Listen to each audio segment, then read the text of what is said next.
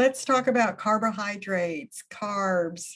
There's so much misinformation and so many misconceptions and myths around carbs. Just wanted to try to bring some clarity to this, and what we're doing in this program is a major influence on how you are going to look at carbs from now on. Blood sugar mastery, carbohydrates and blood sugar.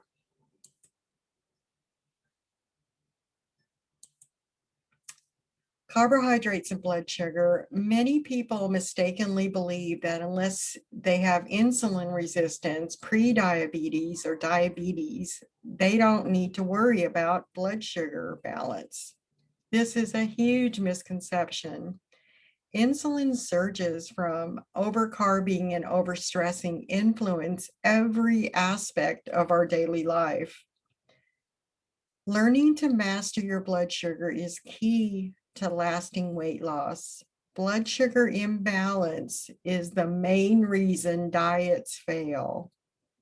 Let me say that again. Blood sugar imbalance is the main reason diets fail.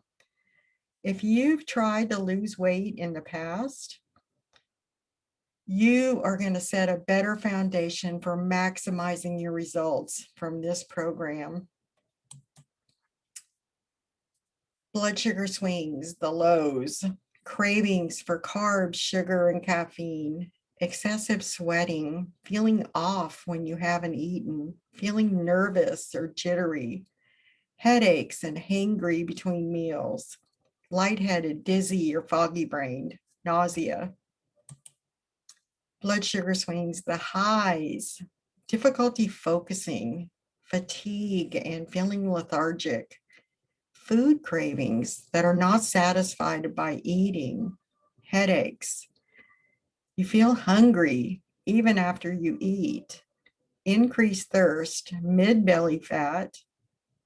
This is especially true if you're over 40, and vision disturbances.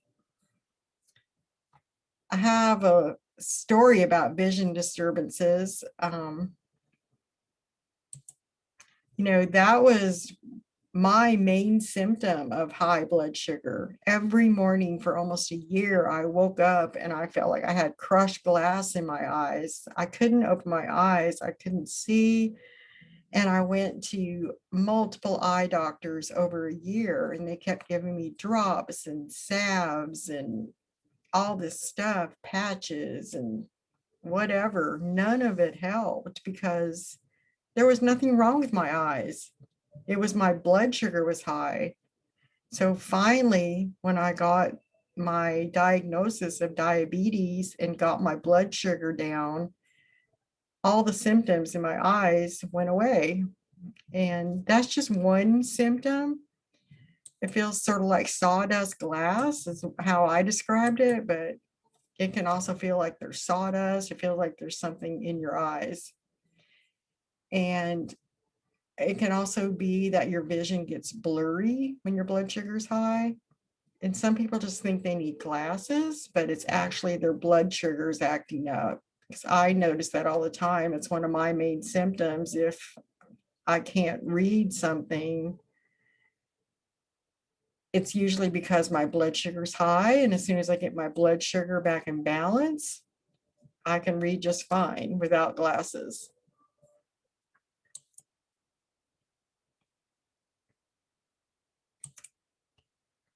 A word about sugar.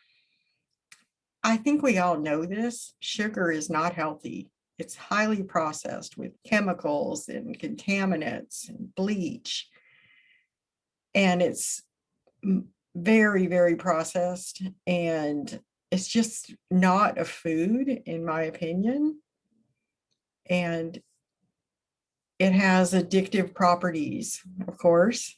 That's why the manufacturers put it in their food, because they know they're going to addict us to it. But sugar gives you a quick high, and then a crash comes soon afterwards, which leaves you craving even more sugar. It's a vicious cycle. And as your body goes through the highs and the lows, it stresses your adrenal glands and you get moody, anxious, and exhausted. That's why I'm suggesting you eliminate all forms of sugar while on this program. And when you complete the program, remember that sugar should just be an occasional indulgence, not a daily staple. Carb intake is relative. Here's what you must understand when it comes to carbs. It's all relative. What is right for me may be too low or too high for you. There is not one sole solution that works for all. Failing to understand this is the main reason diets do not work. There's a bunch of popular diets right now that tell you the number of carbs that you should eat every day, or they say don't have more than this amount of carbs per meal. Well, all of that is for a population, and it's not for you. One size never fits all, and everyone is different. Everyone is unique, and everyone has a different carb tolerance. It's all relative to you. And of course, it changes over time. So it's not about how many carbs you can eliminate. It's finding the right amount of carbs that work for your metabolism. They work for your body to put it in optimal functioning capacity. So carbs are not good or bad. A common misconception is that some carbs are good and others are bad. Besides sugar, there aren't really any bad carbs, but rather carbs that might not be as good for you or your needs. Some examples of what are called good carbs are lettuces, berries, root vegetables. Some examples of bad carbs are breads, refined pasta, sugar, which everyone already knows are unhealthy. The problem with classifying carbs in this manner is good carbs cause an insulin release too. Carbs, speaking here of starchy carbs, not fiber carbs like spinach, all trigger an insulin release. And it is insulin that puts stress on your blood sugar control. Insulin stresses blood sugar control. In my opinion, it is less important to know the difference between good and bad. In my opinion, it is less important to know the difference between good and bad carbs, and more important to find your unique carb tolerance.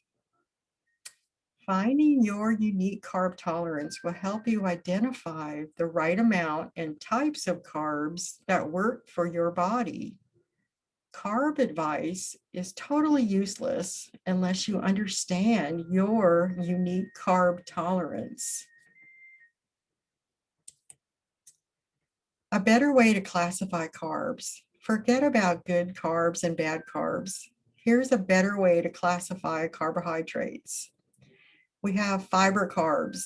These are vegetables such as leafy greens, celery, broccoli, asparagus, cucumber, cauliflower.